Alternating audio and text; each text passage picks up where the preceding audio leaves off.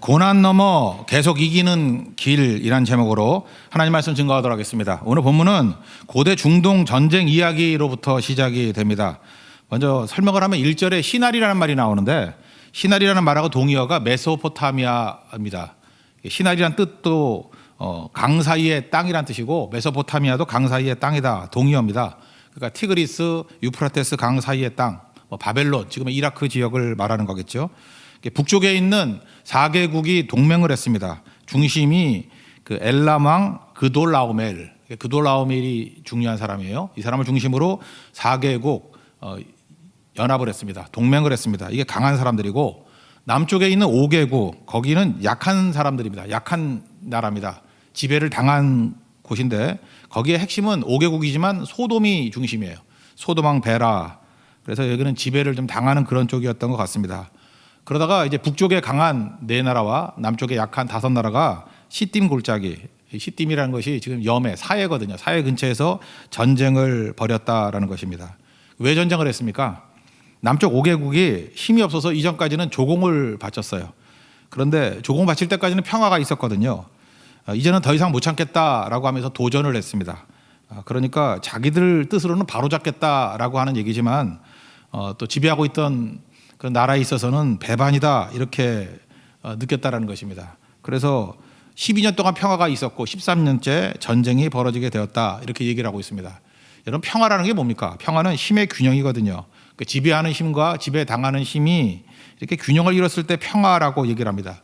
그러니까 평화라는 것은 참 허구죠.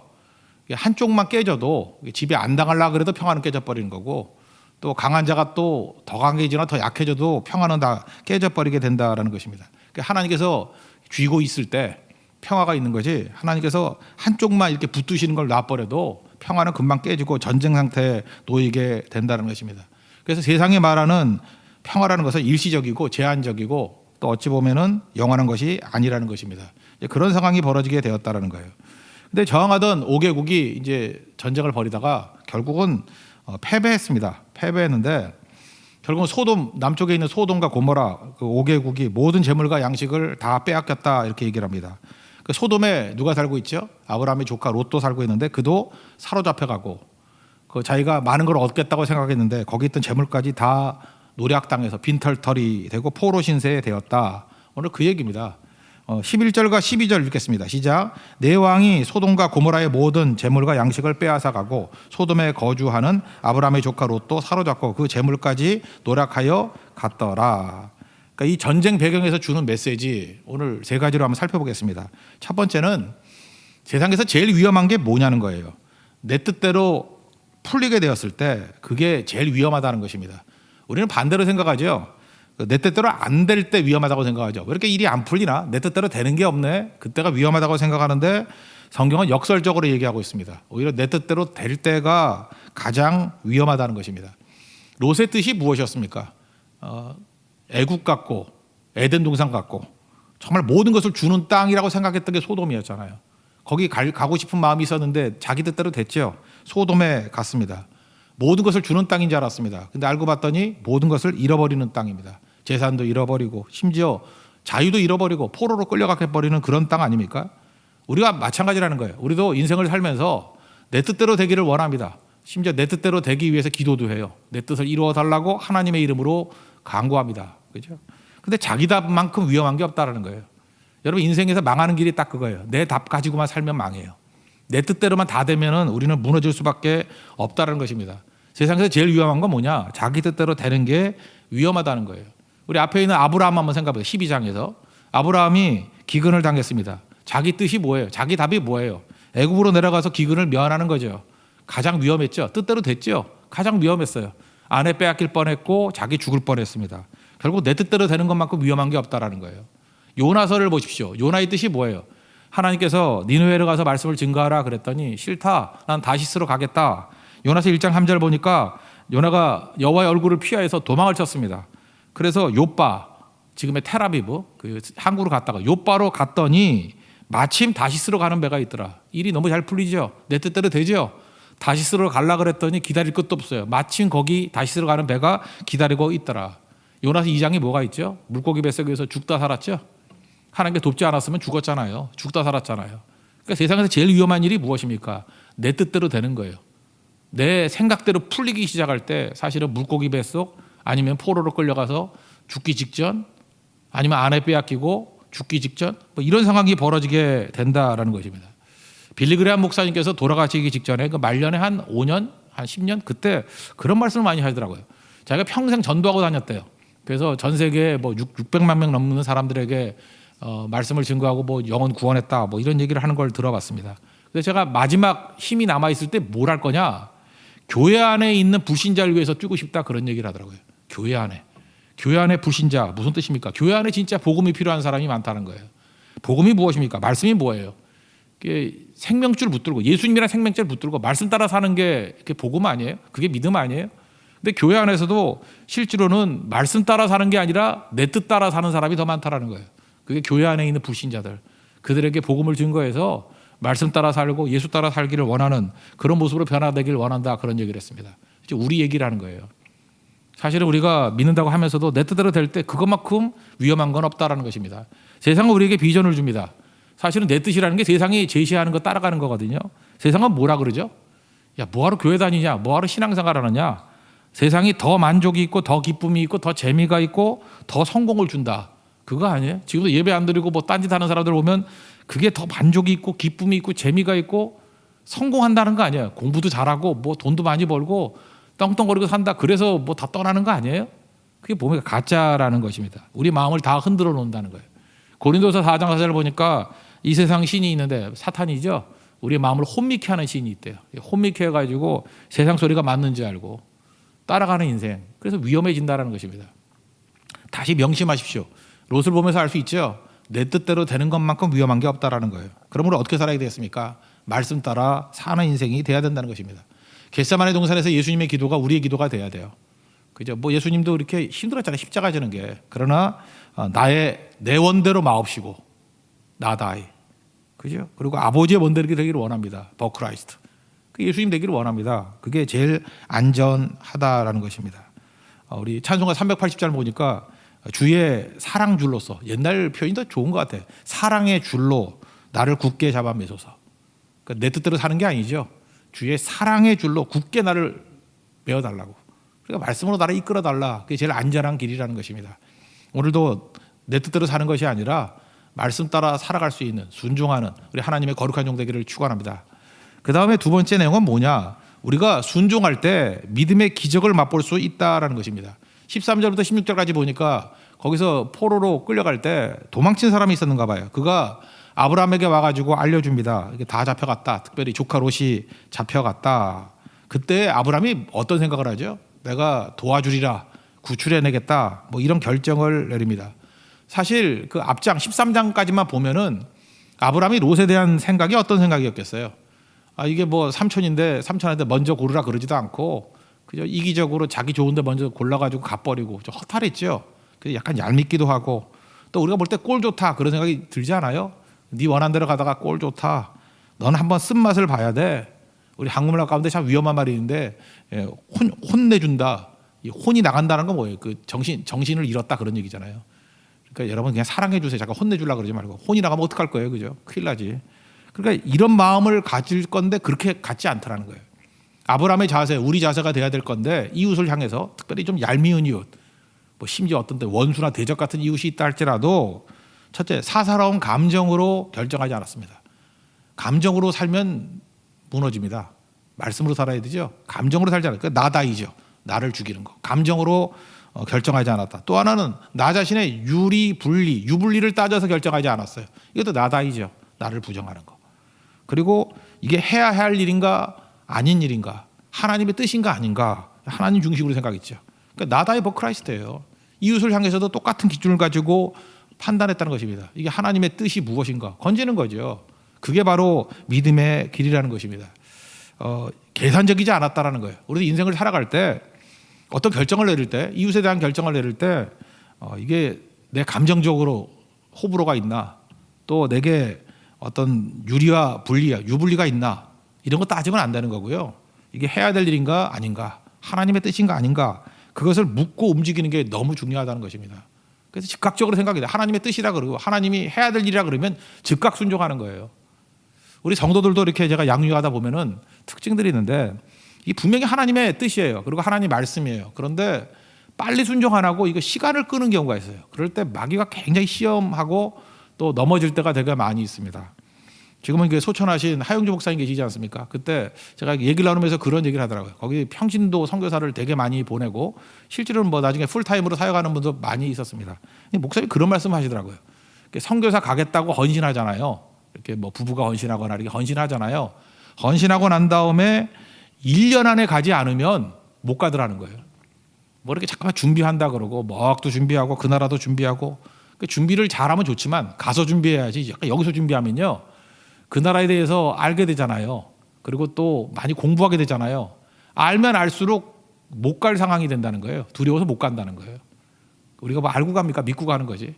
그래서 선교 헌신하고 난 다음에는 즉각 가야 된다는 거예요. 1년 안에 가야지 선교사 가는 거지. 1년 넘어서 가지고 선교사 가는 걸 많이 못 봤다. 그런 얘기를 갖습니다.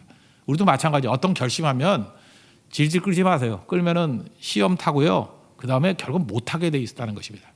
아브라함의 자세를 보십시오. 이게 하나님의 뜻이다. 해야 될 일이다. 그러니까 즉각적인 순종을 하지 않습니까? 우리도 마찬가지예요. 좀 인생을 단순하게 살기 위해서는 즉각적인 순종, 이것만큼 중요한 게 없다라는 것입니다. 사실 계산하면 이게 이길 수 있는 싸움이 아니잖아요. 북쪽에 있는 4개국 강력한 나라입니다. 나라가 4개가 모인 거야. 아무리 옛날에 작은 나라를 할지라도. 근데 이거 계산해가지고 이길 싸움입니까?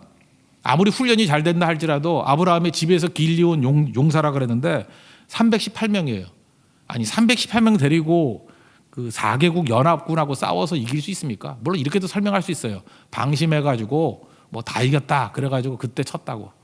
그렇지만 이거는 하나님이 도우시는 기적입니다. 우리가 순종하면 어떤 일이 벌어지냐? 믿음의 기적이 나타난다는 거예요. 이건 기적이에요. 318명으로 4개국 연합에서 이겼다는 건 기적이죠. 이건 성경에 나오는 기드온의 300용사가 미디안의 13만 5천을 이긴 것, 이거와 똑같은 거예요. 이건 기적이에요, 기적. 또는 여리고성 뭐 이렇게 돌았더니 그죠? 6바퀴 돌고 7일째 7바퀴 돌고 소리 질렀더니 무너졌다. 이거 기적이죠. 이 정도의 기적이라고요. 이거 기적으로 봐야 돼요. 318명으로 4개국 연합군을 이겼다? 이건 기적이라고요. 홍해가 갈라지는 기적. 또는 뭐 골리앗 앞에서 다윗이 승리했던 기적. 다 공통점이 뭐죠? 하나님께서 어떤 해야 될 일을 주셨습니다. 그럴 때 계산하지 아니하고, 계산했으면 이거 못하죠. 계산하지 아니하고 순종했을 때 믿음의 기적이 나타난다는 거예요. 여러분 신앙생활이 뭡니까? 인생을 살면서 내 삶 가운데도 이 계산이 아니라 분명히 하나님의 뜻이에요. 해야 될 일이에요. 그럴 때 순종함을 통해서 믿음의 기적을 보여주는 인생, 그게 신앙인의 삶이라는 것입니다. 여러분의 삶에도 순종을 통해서 믿음의 기적을 이루기를 원합니다. 이게 우리의 길이라는 거예요. 그 이웃을 도우니까 이런 일들이 벌어지게 되더라는 것입니다. 그러므로 우리의 삶에서도 사실은 간증이라는 게 이런 게 간증이죠. 순종했더니 믿음의 기적이 나타나게 되었다. 이웃을 향한 건데 기적은요, 나를 위해서 기적이 나타나는 게 아니에요. 타인들을 섬기려고 할 때 기적이 나타나는 거죠. 율법의 정신, 율법은 2가지로 요약할 수 있다고 그랬죠. 10계명 요약하면 2가지예요. 율법을 요약하면 2가지라고. 억울한 자가 얻게 하라. 그 다음에 가난한 자가 얻게 하라. 이게 정의와 사랑 아니에요. 억울한 자가 얻게 하라. 그러니까 하나님께서 내게 은사를 주시고 힘을 주셨습니다. 그 힘을 나를 위해 쓰는 게 아니라 하나님과 이웃을 위해 써야 되는데, 특별히 이웃을 위해서 어떻게 써야 돼요? 억울한 자가 있을 때는 공정하게 만드는 거예요. 그래서 하나님께서 공정을 좋아하는 거예요. 입으로 말하는 공정이 아니라 진짜 공정한 거. 그래서 공정하지 않을 때 우리는 마음이 상해요. 왜 상하느냐 하면 하나님의 법을 위배하는 것이 되기 때문에. 저거 이상하다. 저 하나님을 대적하는 거다. 이런 느낌을 다 받는다고. 그래서 억울한 자가 얻게 만드는 공정성. 거기에 힘을 써야 돼요. 또 하나가 가난한 자가 얻게 하라. 이거 무슨 얘기입니까? 약한 자를 도우라, 그런 뜻이죠. 그러니까 하나님께서 내게 주어진 힘, 그게 얼마가 되든 간에 억울한 자가 있을 때 억울함을 풀어주기 위해서 나가면 기적이 나타나요. 어떤 사람이 너무너무 가난해요. 그래서 약한 사람을 도와주기 위해서 나아가면 무조건 믿음의 기적이 나타난다고. 우리 삶 속에서 기적이 없는 이유가 뭐냐? 맨날 날 위해서 살기 때문에, 맨날 우리 가정, 뭐 우리 자녀들, 내 바운더리를 넘지 않으니까 그냥 평범한 인생을 살아가는 거예요. 근데 믿음의 기적은 언제나 억울함을 풀어주고 또 가난한 자, 약한 자를 도와주게 될 때 그때 기적 역사가 나타나게 된다는 것입니다. 인간은 제일 큰 욕이 뭐냐? 쓸모없는 자, 이런 게 욕이죠. 너 쓸모없는 사람이야. 그 욕이잖아요. 필요한 사람이 되길 원합니다. 그럼 필요한 사람이 되는 길이 뭐예요? 우리 이웃들이 필요를 보여줄 때 있죠. 필요가 보일 때가 있죠. 필요에 대해서 응답하는 자가 되는 거예요. 리스판스 할 때 responsibility 그 명상이잖아요. 응답할 때 책임감이 생기는 거라고. 우리 나중에 보면 야곱의 12아들 가운데 원래 장남이 르우벤인데 나중에 장남 역할을 하는 게 네 번째 아들 유다죠. 유다의 특징이 뭐예요? 가족이 어려움들이 생기거나 필요, 이 니드가 생겼을 때 항상 선봉에 서서 응답했다고요. 책임감이 있었어요. 리스판스 했어요. 그 리스판서빌리티가 생기니까 나중에 장남으로 서잖아요. 여러분 믿음은 그런 겁니다. 그래서 유다의 삶 가운데 기적이 나타나는 거예요. 유다의 삶 가운데 하나님의 축복과 은혜가 임하는 거예요. 여러분도 마찬가지입니다. 어떤 사람들의 필요를 본다 할지라도 응답하십시오. 필요에 대해서 응답하면 반드시 믿음의 기적을 맛보게 된다는 것입니다. 믿음은 이성과 이런 상식 그런 거 아니에요. 모험입니다. 사실은 이건 무모성이에요. 무모함이에요. 무모함. 하나님을 믿기 때문에. 그러니까 기적이 나타나는 거죠. 모험하고 무모성을 가지고 나아가게 될 때 하나님께서 도와주시기 때문에 그게 믿음의 기적을 나타내는 길이 된다는 것입니다. 우리 교회도 마찬가지예요. 억울함을 푸는 일에 앞장서고 약한 자들을 돕는 일에 앞장서면 우리 교회 모든 사역이 다 믿음의 기적을 맛보게 될 것입니다. 우리 성도도 마찬가지예요. 이웃의 그죠? 억울함과 이웃의 약함에 대해서 내가 대응하기 시작할 때, 책임지기 시작할 때 믿음의 기적이 나타나기 시작한다는 것입니다. 12장 2절에 보면 하나님 약속하셨죠. 내 이름을 창대하게 하리라. 언제 창대하게 됐어요? 원래 아브라함 무명의 인사였거든요. 그런데 이웃의 연약함을 도와주러 나섰더니 318명 가지고 북방 4개국을 이겼어요. 그러니까 중동에서 유명한 인사가 됐죠. 유명 인사가 돼버린 거죠. 아브라함은 유명해졌잖아요. 이건 언제 그렇게 됐어요? 내가 유명한 사람 돼야지, 입신양면해야지 결심할 때가 아니라 하나님 말씀대로 순종했을 때 믿음의 기적을 통해서 하나님께서 그의 이름을 창대하게 만들어 주셨다는 것입니다. 여러분들 이런 길을 걸어가는 믿음의 종 되기를 축원합니다. 그 다음에 마지막 세 번째는 뭐냐면 이제 승리 이후에 승리를 다루는 법이 17절부터 쭉 마지막 절까지 나옵니다. 우리 최근 크리스찬들은요 승리 이후를 다루는 법이 너무너무 약합니다. 우리는 맨날 성경 보면은 고난이 전공이죠. 그래서 고난 극복, 맨날 고난에만 머물러 있다 고난 극복하면 끝, 고난 극복하면 끝인데 이렇게 승리하고 난 다음에 계속 승리하기 위한 길이 무엇인가, 이게 중요한 거죠. 승리 이후에 우리에게 두 명의 왕이 기다리고 있습니다. 하나는 소돔 왕, 또 하나는 살렘 왕, 두 사람이 기다리고 있다라는 거예요. 소돔 왕은 누굽니까? 나를 높여주는 왕이에요. 너 대단하다. 그 다음에 얻은 물질을 다 누리라고 하는 왕이에요. 너 부자 됐다. 이 전리품 다 가져라. 그 다음 나를 영웅으로 만드는 왕이에요. 너 최고다. 그죠? 천상천하 유아독존이다. 뭐 이렇게 말하는 거예요. 근데 소돔 왕에 반응하면 우리 인생은 끝입니다. 거기서 오히려 타락에 빠지고 아무것도 안 된다는 거예요. 소돔 왕, 이거 맞이하면 안 돼요. 반면에 살렘 왕이 나옵니다. 살렘 왕은 멜기세덱인데 이 사람은 신비적인 왕이에요. 그래서 한마디로 얘기하면 구약의 예수님이다 이렇게 말할 수 있다는 것입니다. 마치 그 성만찬을 보여주는 것 같아요. 그 승리 이후에 아브라함을 찾아와가지고 떡과 포도주, 예수님 성만찬을 때 떡 나눠주면서 내 몸이다, 포도주 나면 내 피다, 뭐 그런 것 같아요. 그죠? 18절 한번 다 같이 읽겠습니다. 시작. 살렘 왕 멜기세덱이 떡과 포도주를 가지고 나왔으니 그는 지극히 높으신 하나님의 제사장이었더라. 이게 예수님이라는 거예요. 이 구약의 한 번, 그리고 신약의 한 군데 나와요. 이 멜기세덱에 대해서. 먼저 시편 110편 4절, 이게 메시아 시편이거든요. 읽어드릴게요. 여호와는 맹세하고 변하지 아니하시리라. 이르시기를 너는 멜기세덱의 서열을 따라 영원한 제사장이라 하였도다. 이렇게 시편 110편 4절에 멜기세덱의 서열, 반차를 따라서 영원한 제사장이라. 그러니까 레위의 계열이 아니다. 하나님의 특별한 제사장 계열이 있다. 이게 한마디가 언급되어 있어요. 구약에는 딱 한 번이에요. 그리고 신약에 오면은 히브리서 6장 20절 제 마지막 절과 연결돼 있죠. 7장 4절까지 이렇게 쭉 연결이 되어 있는데 6장 20절 보면은 그리로 앞서가신 예수께서 멜기세덱의 반차를 따라 영원히 대제사장이 되어 우리를 위하여 들어가셨느니라. 이 얘기는 아까 시편 110편 4절의 얘기를 인용한 것 같고 7장 1절부터 보면은 이 멜기세덱은 살렘 왕이요 지극히 높으신 하나님의 제사장이라. 여러 왕을 쳐서 죽이고 돌아오는 아브라함을 만나 복을 빈 자라. 아브라함이 모든 것의 10분의 1을 그에게 나누어 주니라. 그 이름을 해석하면 먼저는 의의 왕이요 그 다음은 살렘 왕이니 곧 평강의 왕이요 아버지도 없고 어머니도 없고 족보도 없고 시작한 날도 없고 생명의 끝도 없어 하나님의 아들과 닮아서 항상 제사장으로 있느니라. 이 사람이 얼마나 높은가를 생각해보라. 조상 아브라함도 노략물 중 10분의 1을 그에게 주었느니라. 이 멜기세덱이 누구예요? 살레방 멜기세덱이 누구예요? 인간 이상의 존재다, 그런 얘기죠. 하나님이란 거예요. 하나님. 다시 말해서 구약에 나타난 예수님이라는 것입니다. 그러니까 요약하면 뭐예요? 우리가 승리하고 난 다음에는 두 왕이 기다리고 있어요. 하나는 소돔왕, 너 대단해 하면서 내 자존심과 내 자아를 막 드높여주는 왕이 있어요. 또 하나는 예수님이 기다리고 계신다는 거예요. 살레망 멜기세덱이. 이분 앞에 우리가 할 일이 뭐죠? 엎드려 경배하고, 그 다음에 이겼지만 또 필요한 게 뭐예요? 우리에게 축복해 주셔요. 받아야 된다고요. 축복을 받아야 되고, 그 다음에 우리는 다시 돌려드리는 거. 이 순환이 이루어지게 돼야 된다는 것입니다. 다시 말해서 승리 이후에 다시 예수님 앞에 엎드리는 예배가 있어야만 지속적인 승리가 있게 된다, 그런 뜻이라는 것입니다. 승리 이후에 땅의 왕 만나면 안 되고 하늘의 왕을 만나야 된다는 것입니다. 나를 높이는 왕이 아니라 우리가 예배드릴 수 있는 예수님이라는 왕을 만나야 된다는 것입니다.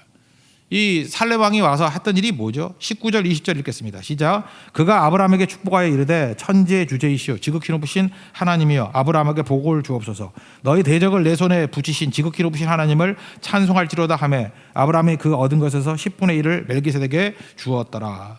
우리가 승리 이후에도 필요한 게 뭐예요? 또다시 하나님께 받는 거예요. 그걸 구약에서는 축복이라고 그러고 신약에서 은혜라고 그랬죠. 은혜 받아야 되고 또 축복 받아야 된다고요. 영적인 복을 받아야 줄 수 있다라는 것입니다. 우리 받는 존재예요. 그래서 그릇이라고 그러잖아요. 받지 않고 무슨 일을 하겠어요? 세상이 채워주는 것이 아니라 승리 이후에도 하나님께서 채워주신 것을 받고 또 받아야 된다는 것입니다. 이제 육적인 승리를 맛봤죠. 이제 뭐예요? 영적으로 채워짐을 맛볼 줄 알아야 된다는 거예요. 누가복음 17장에 보면 10명의 나병 환자 나오지 않습니까? 예수님이 다 고쳐주셨어요. 그랬더니 다 떠나가 버리고 한 명만 돌아왔죠. 사마리아 사람 출신의 나병 환자만 돌아왔습니다. 그랬더니 예수님이 뭐라 그래요? 나머지 9은 어디 있느냐? 그러고 난 다음에 이 돌아온 한 사람에게 또 축복을 해주셨죠. 그래서 누가복음 17장 19절 보니까 내 믿음이 너를 구원하였느니라. 그러니까 이 사람은 어떤 일이 벌어졌어요? 나병도 낫고 영적인 구원도 받고. 그러니까 육의 복뿐만 아니라 그 다음에 복을 또 받아야 된다니까. 영적인 복을 받아야 된다는 거예요. 그런데 9명의 나병 환자들은 병은 나았을지 모르지만 영적인 구원을 받았다라는 얘기가 없잖아요. 그러니까 우리도 마찬가지예요. 승리하고 난 다음에 꼭 필요한 게 뭐냐면 다시 하나님 앞에 나가서 영적인 축복과 또 채워줌이 있어야 된다는 것입니다. 그럴 때 제가 얘기했잖아요. 아침에 10억 받은 사람이 저녁에 1억 내라 그러면 못 낼 리 없다고. 받은 사람이 드리는 거예요. 11조 드리는 얘기가 나오지 않습니까? 이거는 율법 아니잖아요. 모세 율법 이전에 훨씬 이전이잖아요. 그러니까 11조의 원래 의미는 무엇입니까? 이건 강제 조항이 아니고 11조는 감사예요. 11조는 감격이에요. 11조는 찬송이라고. 그러니까 받은 거에 대한 감격으로 드리는 거예요. 이게 무슨 얘기예요? 물질로 매이지 아니하고 물질에 영이 들어가는 거예요. 영이. 이게 굉장히 중요한 겁니다. 소돔왕의 유혹은 뭐냐 하면 전리품 나눠 가지라는 거예요. 그러니까 물질에서 끝내버리라는 거예요. 그런데 하나님이 원하시는 모습은 뭔지 아십니까? 물질적인 승리를 맛봤다 할지라도 그 모든 것들이 하나님께로부터 왔다는 것을 인정하고 하나님께서로 채우라는 거예요. 그래서 여기 뭐라고 얘기합니까? 우리 야고보서 1장에서도 배웠죠. 17절에 온갖 좋은 은사 또는 온전한 선물이 빛들의 아버지 위로부터 아버지께서 주시는 거라고. 하나님이 다 주시는 겁니다. 세상 사람이 주는 게 아니라는 거예요. 그래서 소돔왕이 주는 것들 내가 너 때문에 부자 됐다는 소리 듣고 싶지 않다. 치부했다는 소리 듣지 않아서 안 받겠다 이렇게 얘기하잖아요. 한번 읽어봅시다. 21절부터 23절까지 시작. 소돔왕이 아브라함에게 이르되 사람은 내게 보내고 물품은 내가 가지라. 아브라함이 소돔왕에 이르되 천지의 주제이시오 지극히 높으신 하나님 여호와께 내가 손을 들어 맹세하노니 내 말이 내가 아브라함으로 치부하게 하였다 할까 하여 내게 속한 것을 신 한 오락이나 들매끈 한 가락도 내가 가지지 아니하리라. 내게 있는 모든 것들은 하나님께서 채워주시는 것으로만 채울 거야. 세상이 아니야. 이게 아브라함의 선언이었다라는 것입니다. 그러니까 우리도 필요한 게 뭐예요? 우리가 물질적으로 우리도 있어야 살잖아요. 근데 그 모든 것들이 다 영적인 축복이 그 다음에 가미가 돼야 된다는 것입니다. 여러분 사업가가 있습니까? 돈만 많이 번다고 좋은 크리스찬 아닙니다. 그게 영적인 사업가가 돼야 돼요. 영이 부어져야 돼요. 여기 선생님들 계십니까? 뭐 잘 가르치는 선생님 그걸로 다 되는 게 아니에요. 영적인 선생님 돼야 돼요. 여기 의사 선생님 계십니까? 병자들 많이 고치는 거 중요하죠. 그렇지만 영적인 의사 선생님 돼야 돼요. 변호사 계십니까? 변론만 잘하는 게 아니라 성령이 임해야 돼요. 그래서 영적인 변호사가 돼야 된다는 것입니다. 사업을 할 때도 마찬가지예요. 경제 논리만 사용하면 안 되고 그 안에 영적인 의미가 들어가 있어야 되니까요. 그걸 어노인팅이라고 그러잖아요. 기름 부음이 있어야 돼. 기름 부음이. 그때 제대로 쓰임 받게 된다는 것입니다. 저는 우리나라의 그 노동운동을 보면서 느끼는 게 뭐냐면 노동운동이 우리나라가 노동운동이 좀 거칠죠. 이렇게 막 점거하고 막 투쟁하고 그러잖아요. 그 왜 그럴까 한번 고민해봤어요. 저 왜 그럴까? 이게 물질 문제만 너무 묶여 있기 때문에 그런 게 아닌가 그런 생각을 가져요. 그 안에 희생, 사랑, 섬김 이런 게 없어요. 더 중요한 게 영적인 게 들어가면은 살아나요. 영적인 게. 인간은요 영적인 게 들어갈 때 온전함을 느끼는 거고 완성되는 거지 물질로만 남아 있으면 항상 문제가 된다라는 것입니다. 우리가 세 가지 얘기하잖아요. 돈, 권력, 명예. 여러분 돈 그대로 있으면 가치 중립적인 거지만 이게 썩을 수 있습니다. 근데 돈을 가지고 영적으로 만든 사람이 누구예요? 바나바 아니에요? 돈이 있습니다. 아마 물려받은 게 많았던 것 같아요. 그거 하나님을 위해서 이웃을 쓰니까 바나바 위로자잖아요. 위로자, 격려의 아들. 그죠? 이게 영적인 돈이 돼버리잖아요. 권력은 뭐 다윗 같은 사람이 대표적인 얘기겠네요. 왕입니다. 권력이 있는데 영적인 왕이잖아요. 그죠? 그 하나님의 그 기름 부음이 있잖아요. 그 안에 그런 권력이 돼야죠. 명예는 누굴까 생각했더니 에스더나 모르드게 아주 드높아졌죠. 근데 그게 자기 잘난 척하면 드높아지는 게 아니잖아요. 영적인 기름 부음이 있잖아요. 그런 모습이 돼야 된다는 것입니다. 그럼 여러분들 성령의 불이 있는가? 이거 반드시 물어봐야 돼요. 뭘 잘하고 못하고의 문제가 아니라 마지막으로 성령의 기름 부음이 있어야지 영적인 것이 될 수 있다는 것입니다. 우리 삶의 모든 부분들, 특별히 물질적인 것이 영적으로 변화될 수 있는 이런 아브라함의 축복이 임하는 살레망 멜기세덱의 축복이 부어지는 하나님 은혜의 족속 되기를 바랍니다. 오늘 결론적으로 한번 보십시오. 나를 대상으로 세 가지가 있잖아요. 나 자신. 내가 누구를 만나요? 나를 만나고. 두 번째는 이웃을 만나고. 세 번째 하나님을 만나죠. 이게 이 세 가지 대지하고 똑같은 거예요. 나를 만날 때 내 뜻대로 되는 게 제일 위험하다 그랬죠. 나를 만날 때 어떻게 해야 돼요? 나는 죽어야 돼요. 나를 버려야 돼요. NIBC. Not I but Christ. 그리고 말씀 따라가야 된다고.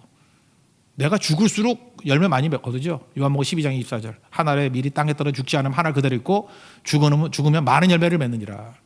나를 만났을 때 내가 죽는, 내 뜻이 죽는, 그리고 예수가 살고 말씀이 살아있는 하나님 종 되기를 바랍니다. 두 번째, 이웃을 만나요. 이웃을 만날 때 내 감정이라든지 유불리라든지 이거 아니죠. 그들의 필요에 대해서 반응하면 믿음의 기적을 맛봐요. 그러니까 우리 삶에 있는 기적은 뭐예요? 이웃에 대한 반응에서 기적이 나타나는 거예요. 무조건 그렇습니다. 무조건. 그래서 나한테 묶여 있으면 기적이 없어요. 근데 억울한 자, 그 다음에 가난한 자, 그들의 필요에 응답하기 시작할 때부터 막 기적이 나타나기 시작하는 거예요. 그게 하나님의 역사입니다. 여러분 삶 속에서도 이런 기적을 맛볼 수 있는 믿음의 종 되기를 바랍니다. 그리고 승리 거뒀어요. 이제 세 번째 하나님 만날 때 다시 하나님의 축복을 또 받아야 돼요. 공급을 받아야 돼요. 그리고 그 위에 하나님 또 만나는 게 뭐예요?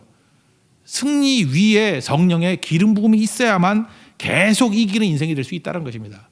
단발적인 승리가 아니라 계속해서 승리할 수 있는 하나님의 거룩한 종 되기를 축원합니다. 자리에서 일어나겠습니다. 내려놓음 찬양하겠습니다.